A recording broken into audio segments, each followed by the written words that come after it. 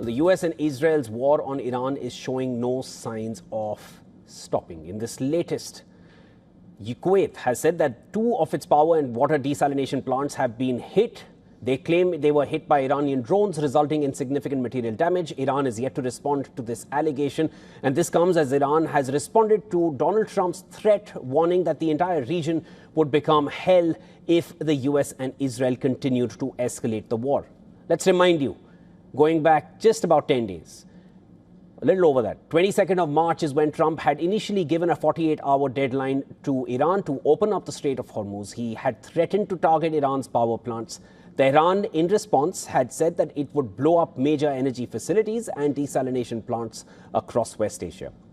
Kuwait also reported an Iranian attack on a desalination and electricity plant earlier in this week, just days ago, which Tehran blamed on Israel. Mind you, Iran has not taken any direct responsibility for targeting the desalination plants across the Gulf, which have come under attack so far in this war. There have been several attacks on desalination plants in the ongoing war, and these have been sparked, of course, this war sparked by US-Israeli strikes on Iran on the 28th of February. Bahrain had initially reported an Iranian strike on a facility on the 8th of March, which was seen as an apparent retaliation for the US, which had carried out a hit on a desalination plant in Iran's Qashem Islands, which was done just a day prior. West Asia is among the driest regions in the world, and that makes desalination plants critical for its daily regular functioning, with many countries in this region dependent on desalination plants for domestic and industrial water supplies. Mind you, any consumable water or for manufacturing has to come through these desalination plants. Gulf countries produce roughly 40% of the world's entire desalinated water, and the region houses over 400 desalination plants in total. 40 to 60% of total water consumption in UAE, Kuwait, Bahrain, Qatar, it comes from desalination plants. Iran's enemy, Israel, gets over 80% of its water through desalination processes. So an attack on these plants could create a crisis in water in the entire region, making life difficult for civilians as well.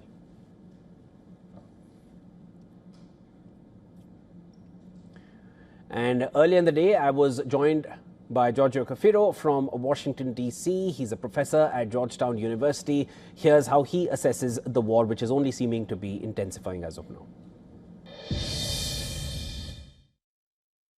Time is on Iran's side. This is not to be dismissive of the extent to which the United States and Israel have inflicted massive amounts of death and destruction across Iran. But I think, the government in Iran has more support from its people in terms of resisting the American and Israeli war of aggression on the country than Donald Trump has from the American public. And also we see that support for this war in Israel is going down, evidenced by growing unrest with these protests in Israel against their country's war in Iran. There is an economic cost that the United States is paying, and your program was mentioning this a few minutes ago. So that is also a factor that is putting pressure on Trump to try to wind down this conflict sooner rather than later. I think that there's also something to say about a different mindset between the people of Iran and many other countries in the world.